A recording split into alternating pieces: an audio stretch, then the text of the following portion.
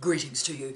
My name is Tara Brabazon and I'm the Dean of Graduate Research at Flinders University, and welcome to vlog 231.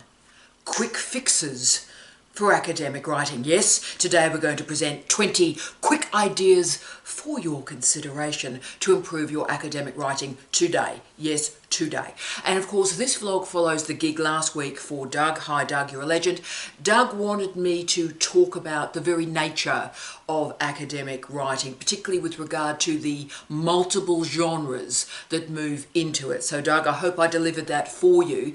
But that discussion was very much top down. This is academic writing top down. The gig this week is much more bottom up, what you can do today. So not in some ways the academic literacy conversation, but how you can action it. So 20 tips, yes, 20 tips. We're going to do this quickly. My time starts now. Tip 1. Increase your academic reading. Yes, I'm so sorry to start with a downer, but yes, tragically, but probably very clearly, there is a relationship between reading and writing, and it's a multiphasic relationship. It's a complicated relationship, and yes, the great writers are great readers, and there are many reasons for that. As we talked about last week, particularly for academic writing, one of the genres that infuses it is analytical writing. And analytical writing is based on you understanding the research around you and inserting your interpretation in it. So after your empirical data set, your interpretation of scholarship, your field work, for example, you've got that data. But the point of analytical writing is to insert your research into the research of others. So therefore you need to have read the research of others. You need to understand the genre, the oeuvre of scholarly work. And reading and writing are linked in many ways, and there's fantastic literature that studied the way in which reading and writing are linked. But reading matters if you want to enhance your writing quickly. And there are many reasons for that. The first is, of course, reading teaches you vocabulary. So I need you to read widely, learn new words, learn what they mean, interpret them, be able to use them. So then in your own writing, you're not hampered by your lack of vocabulary, because that's a key problem, that you might have these fantastic ideas, which I know you do. But if you've got the fantastic ideas, and you haven't got the vocabulary to express them, then the idea doesn't get out to an audience. So vocabulary is everything. You need the language to express yourself clearly. And it is significant that you must not be limited by your vocabulary, only be limited by the caliber of your ideas. 2, learn by doing. And hashtag no judgment. Okay. Writing gets referred to as an art a lot, and I think that's a problem and a mistake. Writing is a craft. It's not an art. Writing has a mechanical nature to it. So write. Write every day. Write every day. Don't delay. Don't hope to maybe get a bit of a vibe about writing, maybe one day be sort of inspired. You know, it's not an art, it's a craft.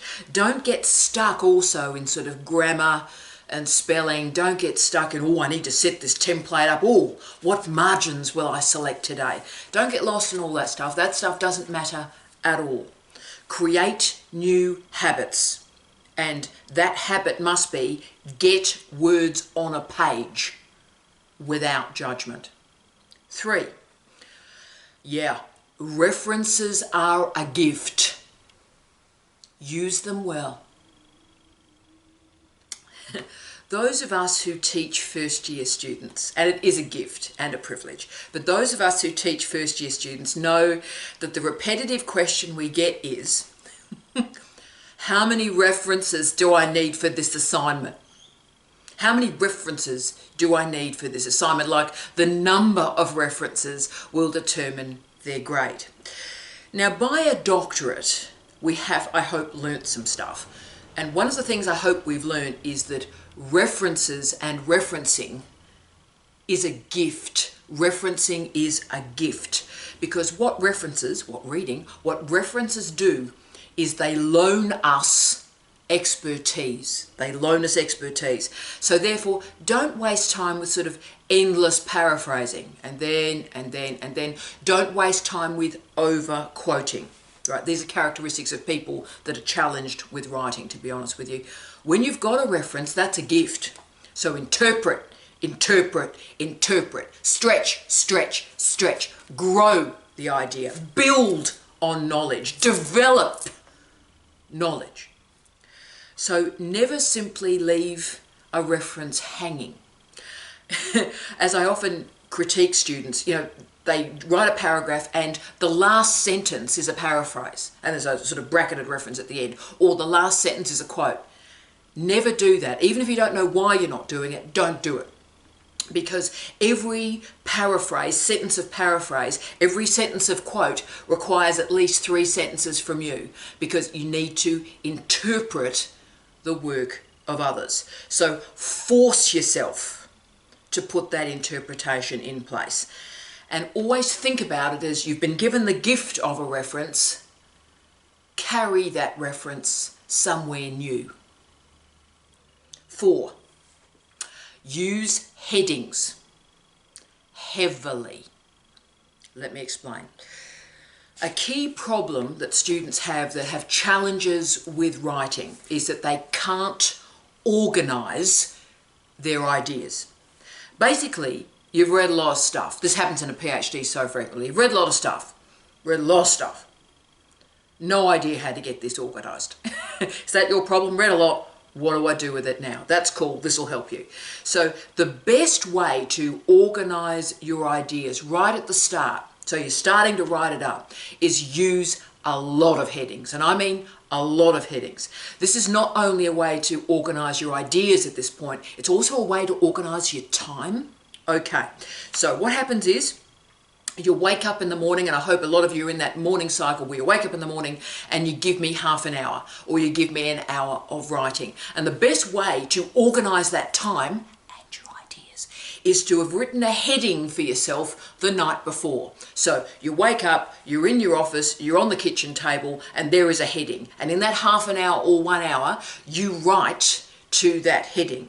Now doing that heading has given you a descriptor of content, which is going to be important shortly, but also gives you a sense of achievement. So you wake up, you know what you're writing, you write to the heading, thank you very much, I've done something today.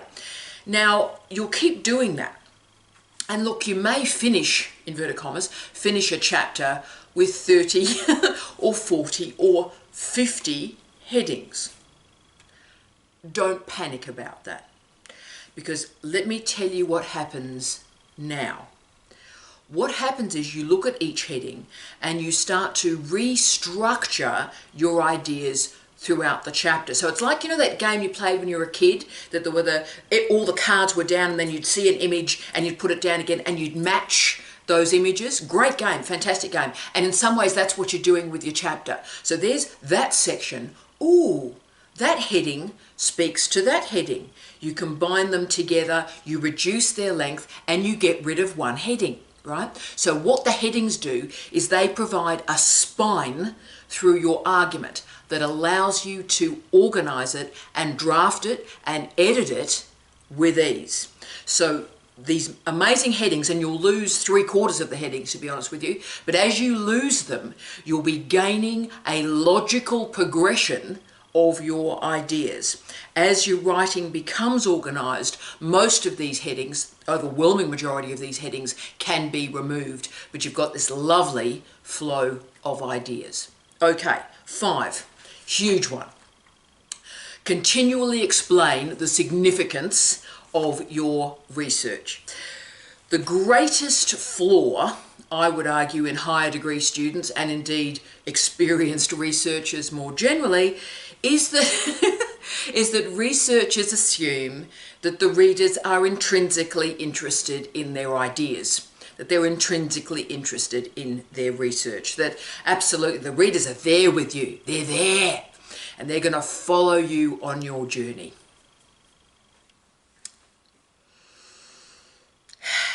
I always assume that my readers are bored, undermotivated, or three Chiantis to the wind.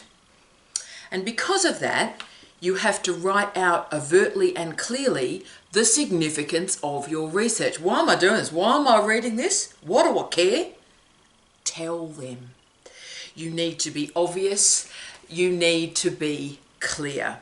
Signpost your research for readers. And one way to do that is to continually remind your readers why the research matters. So remember, every few pages, seriously, every few pages of a PhD, take your foot off the accelerator. Take your foot off the accelerator and put it on the academic brake. And just have a bit of a pause and take a paragraph and explain the significance of the research, what they've just read, where they're going, why it matters.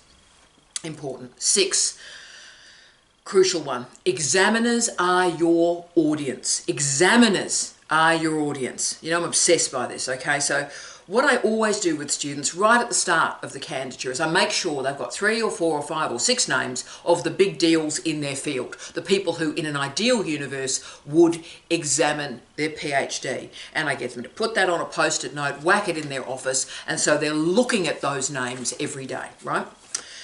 Now, when you're looking at those names, that does a lot for you. It gives you meta information about how to write and the disciplinary parameters of your research. So what those great names give you is a model for your academic writing. We learn to write by thinking about the audience for our writing. Took me a lifetime to learn that, to be honest with you, that actually the reason we write is for an audience. So have a sense about who that audience is. Remember, you're not copying anyone here, but you're learning about models and academic literacy from the great scholars on the planet. So model that behaviour and learn. 7, speaking of learning, learn from great feedback. Feedback from supervisors, from peers, from referees can be really tough. We know that. But what you need to do, and you must do it, is take the emotion out. Okay, oh, that hurt. Oh, that hurt my feeling. Hurt me. Oh, that's a bit nasty. Take the emotion out. Look at the commentary. What are they telling you that will enable you to improve your writing?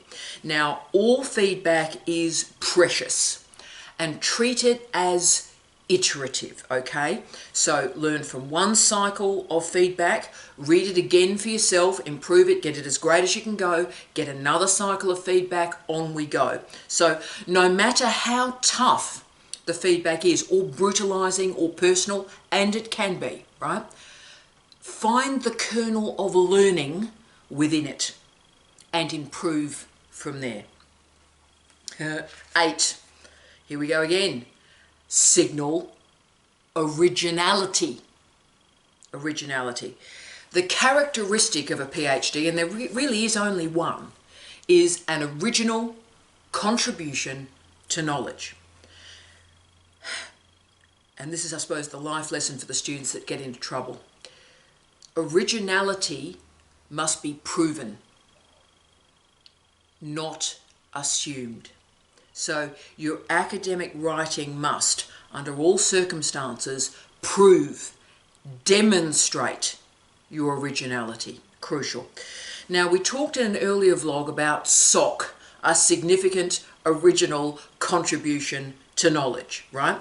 And that's a new way of defining a doctorate that we've seen appear in the last couple of years or so, because significance and originality are actually different things, right?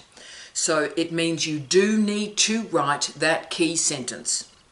My original contribution to knowledge is. Now, I've been saying this to PhD students at Flinders University, that in their abstract they need the sentence, my original contribution to knowledge is, in the intro and the conclusion, every chapter, and you know what? The students that have done that have done very, very well, and the examiners always quote that sentence back to the student in their examiner's reports. So it does work. So what I need you to do is sit in originality. I need you to sit with that word. Think about what originality means. This is so important. How is originality interpreted? How is originality manifested in research? So write the words around originality. Understand it deeply and connect it to you and connect it to your project. Basically, the trigger question is, if you're going, originality, I don't really know. That's okay. Answer this question. Why should I care about your research? Why should I care? Answer that. That's your original contribution to knowledge. Okay. 9, keep it formal. It is possible to mix modes of expression in academic writing. Absolutely it is. But you've got a lot of work to do, craft, you've got a lot of work to do before you can get there. So at this point, when you're still learning, work on the side of formality. When in doubt, be formal. So remove contractions. Don't, can't, do not put don't in your writing. Do not, cannot, every single time. Remove slang. Crucial one that does change students' lives too. Remove I think or I feel. Students who are underconfident tend to use at the start of their sentences, I think, I feel. What I get those students to do is go through the entire PhD, find and replace. And all you simply do, by the way, is get rid of it. I think, I feel, you don't need them. The sentences don't need them. Just get rid of those words. And look, there may be times in the future of your career when you're disseminating research in a different way, where different modalities of writing will appear. But at this point, when you're getting your style in place, err on the side of formality. Okay. 10. If you can remove a word from a sentence, remove a word from a sentence. Bagginess in writing creates incredible problems for your interpretation, okay? All of us as humans, we write long, okay? We stretch, we write long, we're working out what we think about something, write long, right? But then what editing does is it shortens, it truncates. So when I move through 10 drafts with my PhD students, the first 2 drafts, the thesis tends to get bigger because I'm adding new material where there were gaps. So the first 2 drafts get bigger, but the final 8 drafts, the length of the thesis reduces enormously. I'll give you an example. Hello, Catherine. Catherine, I'm moving into her last draft, I think in this coming week. And the first draft was 167,000 words. The 9th draft was 98,000 words, and I believe probably by this final draft it'll be kicking at about 95,000 words. The late great Mick Winter, one of my fantastic students, wonderful human being, thinking of you Mick, his first draft was 150,000 words. By the 3rd draft he got it down to 100,000 words. How about that? Great writer he was, and then sadly he died and we got the thesis through from there. But you can see great writers reduce the length. So you'll often see that great drafting reduces the length because you're getting rid of the bagginess. So when you can remove a word from a sentence, remove a word from a sentence every single time and you're getting rid of that bagginess. 11. Wow, this is an important one. Read your work aloud. It is amazing how few people do this. And you know I recommend very strongly that you draft on paper and you draft on screen. They are different types of drafting, do both. But you find all sorts of different errors when you look at it on paper because paper's a different size. So paragraphing in particular and the problems with paragraphing emerge on paper. But digitally, you focus a bit obsessively on particular sentences, all of that's great. But also being able to speak the words. One of the best ways, I think, particularly to draft abstracts, introductions and conclusions, is to read it aloud. If you've got problems with sentence construction or punctuation at these crucial stages of your thesis, it emerges when you read them aloud. 12. Use strong transitional phrases. Flow. Flow is everything in academic writing, and transitions must be written rather than assumed.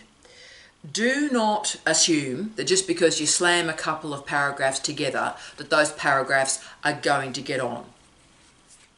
You know, it's not a reality television dating show. Here's one person, here's another person they've never met, will they get married? No, paragraphs don't get on like that. Just like you've got to build a bridge to connect two sides of a river, you've got to write the bridge to connect the two paragraphs. So do the deep thinking.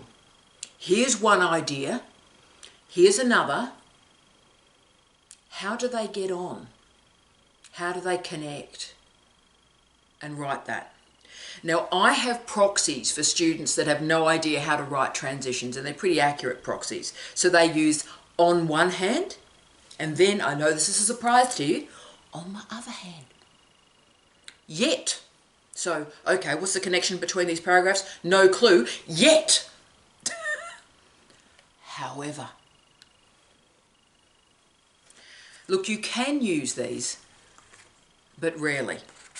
And actually, when I do my drafting, when I do a find replace, I search for all of these words, and if I have accidentally written them, I remove them. I don't like weak transitions, and we'll talk about this in a second, but I really like the bridge between paragraphs to be secure, and you have to write those transitions. Now, if you love your yets and your howevers, know they are a crutch, so you'll need to remove them at some point, but at least make sure you've got sort of some alternatives like although, concurrently, however, therefore, okay? Still not great, but at least diversify your gateways into the transitions, and we'll talk more about this in a sec. 13, don't use a comma if you can use a full stop. Boom. If your supervisor or referees describes your writing as convoluted or baggy, happens a lot, what could be occurring is you are fusing sentences. So while you're working on and working out your writing, aim for short sentences, okay? So what's happening often is you get lost in your sentences. It happens when I read student work all the time. I'm reading a long sentence and I get lost about a third of the way through, go, what am I doing here? Where are we? What is going on? You're fusing ideas, okay? So what I need you to do when you're learning at this point is I need you to shorten your sentence structures. So make short sentences for me. And that single decision will loan you an active voice rather than a passive voice until you know the difference between those two terms. So what the short sentence will allow you to do is use your new vocabulary to piece together ideas like a jigsaw puzzle. Now, students, supervisors, examiners often get lost in sentences, and you manage that problem by shortening your sentences. 14, avoid repetition. Nothing is more infuriating for examiners or supervisors than repetition. Wow. And one of the reasons I talked earlier about the importance of headings is that allows you to match those sections and go, all right, that section goes with that section. All those two paragraphs overlap. I'll take one sentence out and delete the two paragraphs to reduce the repetition. So one strength of tracking your argument like we're talking about, indeed creating the arc of the argument, is that you reduce the repetition, reduce the length, and also probably lengthen your paragraphs, okay? That's the other gift, by the way, of reading drafts aloud.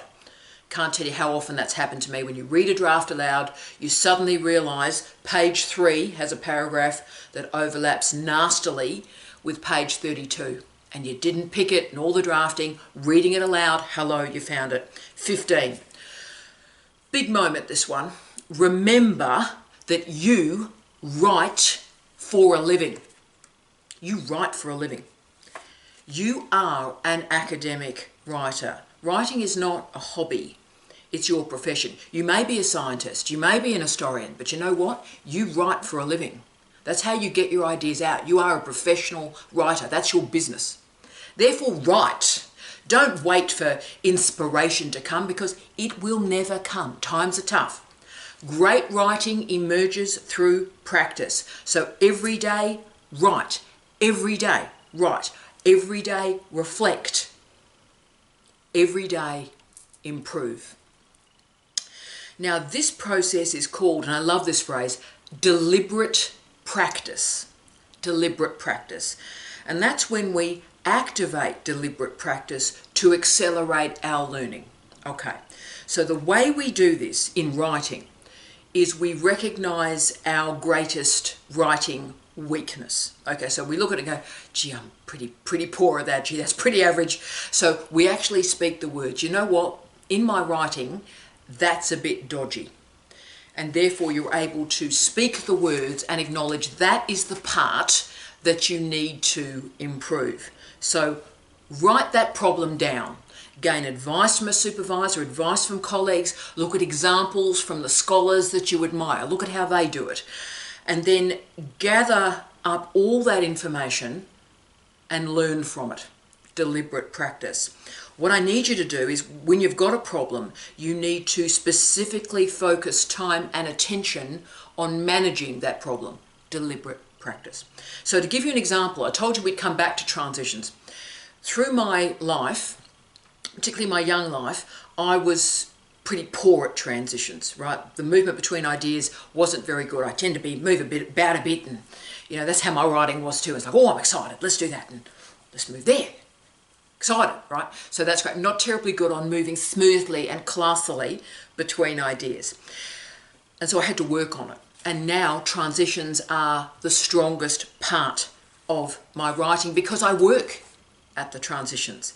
I've always described it like popular music, team, okay? The writers that can create the great bridge, they're the ones that produce the magnificent, transcendent popular music. Anybody can create a good chorus. Well, rock you. Right, anyone can create a great chorus. Anybody can create a good verse. If you're good at poetry, you can probably create a good verse. But the bridge, that takes some talent.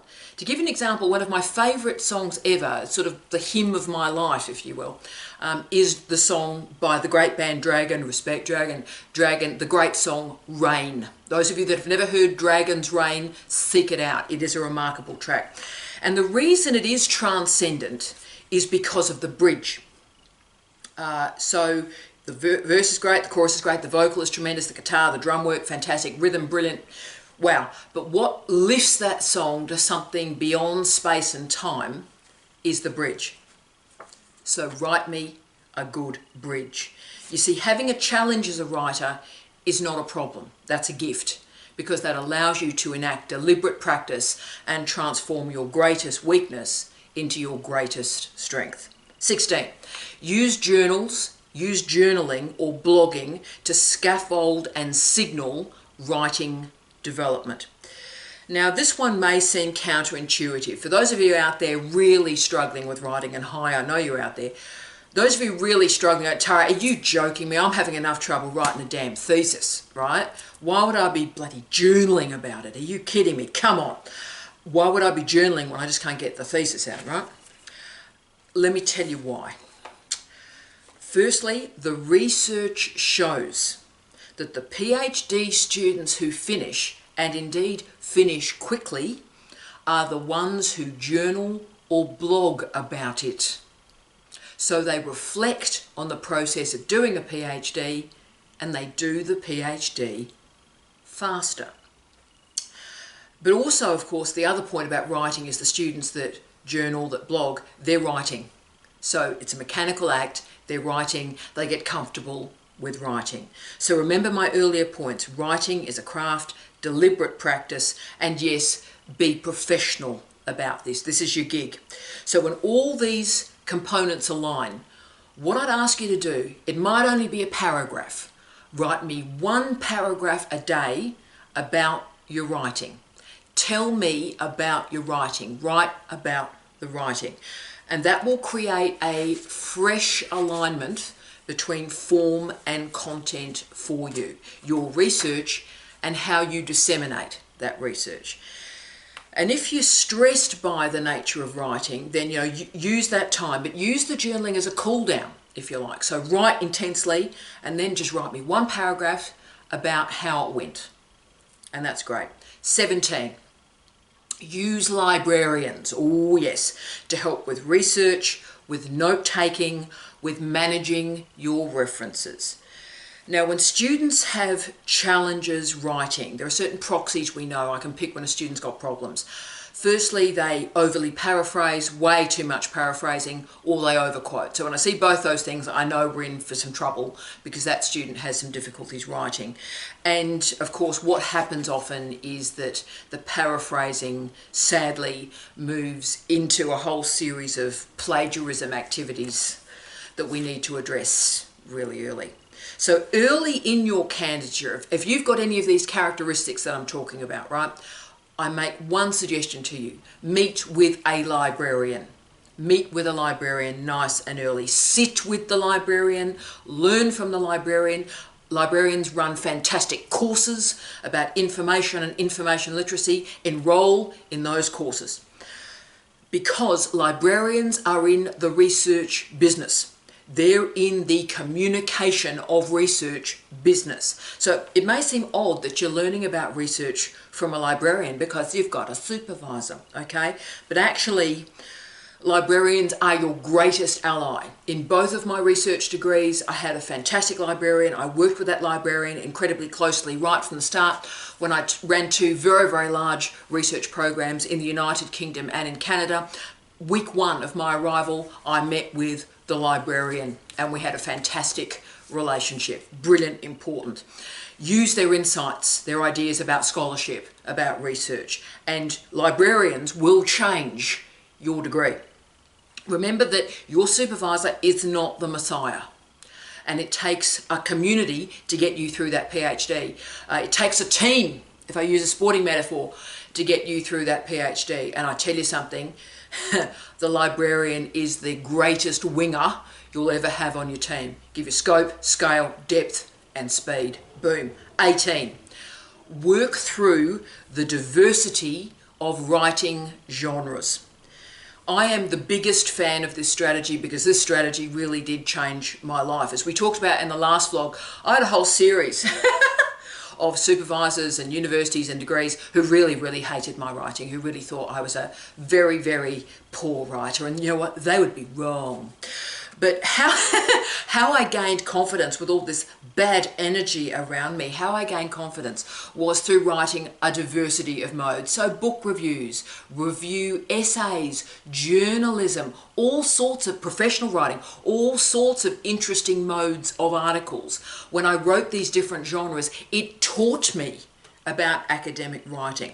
So each of these modes, do experiment because you'll learn something about the genres of academic writing. So stretch, experiment, trial different modes of dissemination and different ways of writing.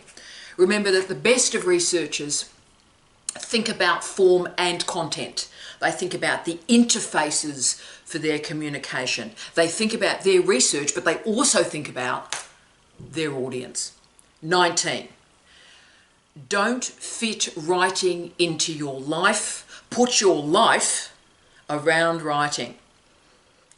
Now I know a lot of you are going, Tara, really? Team, I understand. Kids, work, money, house, laundry. I get it, right? So it's like, there's the laundry. How can I write? There's the laundry. The laundry is mocking me. The laundry is mocking me. I need to write, but there's the laundry. So I get it. But for a part of your week, and I don't care if it's 30 minutes, for a part of your week, your writing must be your priority. So find time each week. It's great if you can find time each day. You get up in the morning and you write. That's the best case study. That's fantastic. But you need those moments where writing is the star of your life. And you know, don't you, what we focus on in life improves. What we focus on improves. So if we focus on how dreadful our life is because of that damn laundry, if we focus on how dreadful our life is, then our life will get worse. It will continue to be truly dreadful. But if I focus on, say, improving my risotto, which trust me, I really did need to do, if I focus on improving the risotto, you know what? Magically, the risotto improves. And if I focus on writing with all my hope and energy and attention, you've guessed it, the writing improves. So when you're scheduling your week, don't forget about writing or think you might get to it. Schedule writing first. Now, if writing is below laundry or watching The Masked Singer, then you're never going to actually get to it. You improve what you prioritize. 20. Woo! Be patient with yourself. Writing is like CrossFit. It is impossibly difficult. We look at it and we wonder how the hell that is actually happening. And a burpee's an actual thing. When did burpees become a thing? Right. And to be frank, I often wonder why somebody would do stuff like that to themselves. I mean, CrossFit to me looks like working on monkey bars, but on crack, right? But writing is a lot like CrossFit. We can look at it and we go, yeah, nah. Yeah, just nah. Body doesn't do that, nah. Brain doesn't do that, nah. But if you start with walking, move to a run, do some weights, do a bit of yoga, then your capacity, your vista increases. Writing will not improve overnight, but it will improve. You're not going to move from being unable to construct a coherent paragraph to becoming E.P. Thompson overnight. But the key is you becoming your best writing self by focusing on it. So be patient with yourself. Every hour that you focus on writing is a great hour. You've learnt something that you didn't know an hour ago. How extraordinary is that? The thing about being a pretty good writer is that it is a skill that no one can ever take away from you. It is, if you like, a superpower. And it is a gift. And it is a privilege. It is a privilege to take innovative ideas and move them to a reader, move them to an audience, and maybe just change their lives. Not a bad way to spend a day. I wish you love, light, and peace. Tea out.